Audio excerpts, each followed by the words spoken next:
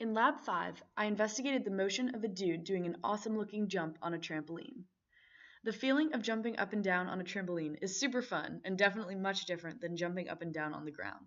It will be interesting to see how the trampoline motion reflects what we have learned in this class about motion, forces, and energy. To start off this lab, let's watch the video of the dude.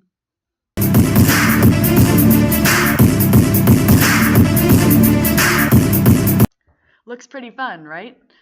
The goals of this lab were to investigate the net forces acting on this dude throughout the video clip, and to model his motion using what we know about forces, motion, and physics laws. Also using what we know about energy to determine how closely this video reflects an ideal situation, and to answer the question, does the dude break the laws of physics by returning to his initial height at the top of the ledge?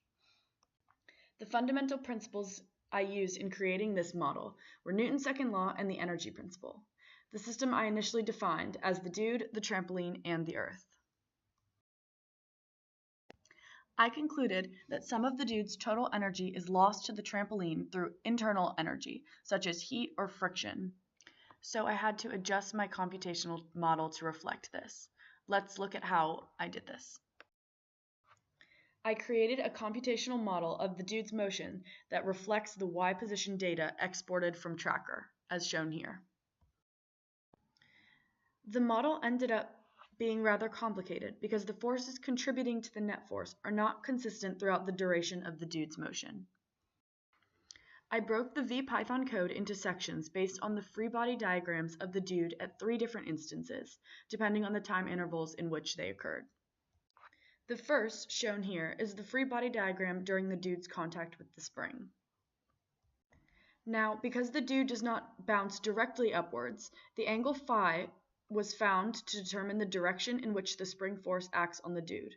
This was done using the compass tool in Tracker. The free body diagram for the time period when the dude is in contact with the wall is shown here.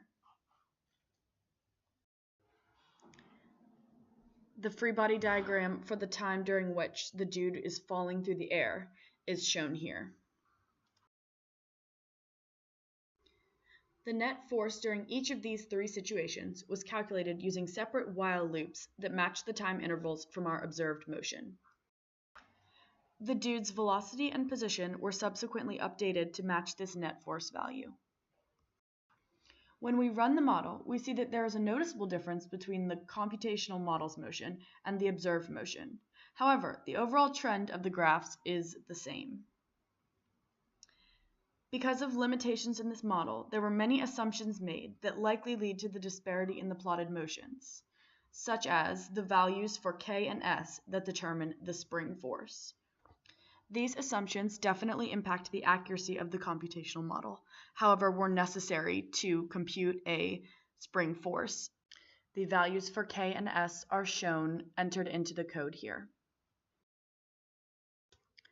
What was most important to conclude about creating the computational model is that in order to reflect the observed motion, showing an increase in the Y position of the dude after the second bounce, an additional force labeled F-man was added to the net force during the second time period of contact with the spring.